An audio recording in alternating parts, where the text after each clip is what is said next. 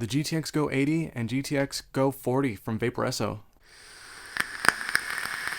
The GTX GO 80 and GTX GO 40 were sent to me for a review from Vaporesso. These are pen-style vape devices that have top-fill pods that can use Vaporesso's full line of GTX coils. So let's talk about it.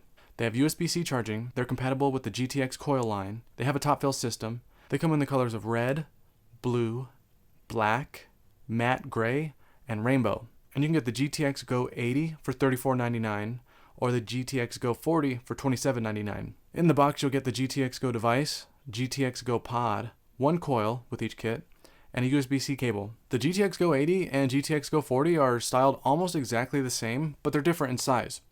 The GO 40 is much smaller than the GO 80. The pod and device on the GO 40 is also more flush with each other, whereas the pod diameter is larger than the device on the GO 80. But they both have a nice smooth finish, a square button, and matching tank. They also have a nice rubber coating that makes it feel soft. It's not a thick rubber coating, it's very thin, but it feels good. As for specifics, the GTX GO 40 is 110.3 millimeters tall with the pod installed and 22 millimeters in diameter.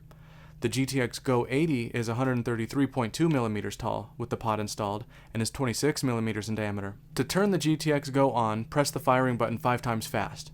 And when you're ready to take a hit, hold the firing button. That's all there is to it.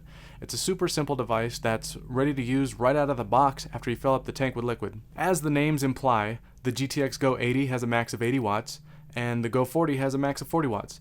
But it's not adjustable. I believe it's adjusting based on the coil that you use and possibly based on the charge of the battery, like bypass mode and other devices, but I'm not entirely sure about that. The GO 80 comes with the GTX Pod 26, and the GO 40 comes with the smaller GTX Pod 22. They perform mostly the same, but the Pod 22 is smaller and has less liquid capacity, but they can use all the same coils.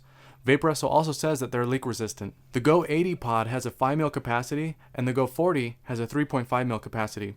If you're in the EU, both models have a 2 mil capacity. The PCTG pod drops into the device and connects with some nice strong magnets. It's also top fill, which is great because that makes it really easy to fill without having to take the pod out of the device. So all you need to do is unscrew the top cap, which has the drip tip built into it, and then fill up the tank. The GTX GO pod uses replaceable coil heads, which is a big plus for me because I hate the waste of using pods with built-in coils. And even better is that these take the full line of Vaporesso's GTX coils, and I like that for 3 reasons. The GTX coils work really well. There are 11 coils to pick from, giving you a lot of options to fit your needs, and you aren't stuck with coils that work in only one device. Those coils will work in other Vaporesso products. The GTX line also has an RBA coil head that you can buy separately too, so you have the ability to rebuild your coils if you want to. You only get 1 coil with the kit, which is a bit of a bummer.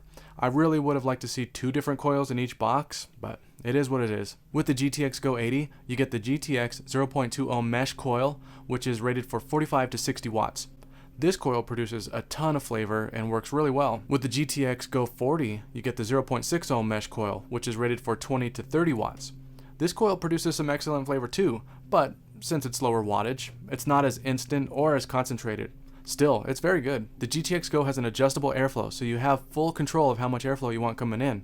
The airflow slots are built into both the pod and the device, so to adjust it, you rotate the pod. On the GTX GO 40, you'll get a more restricted lung hit. I think it's a decent lung hit and probably perfect for a little 40 watt device. The GTX 80 has a lot more airflow than the 40 watt model and much bigger clouds. The internal non-removable batteries inside each of the GO devices are different sizes depending on the model that you get.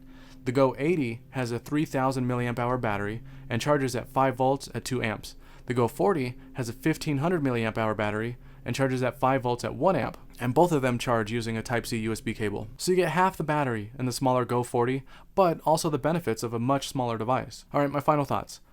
Both devices are great.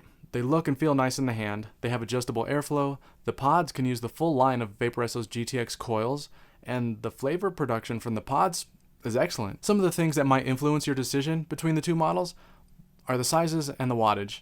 If you want more battery life, more airflow, and more wattage for bigger hits, you're going to want the GO 80.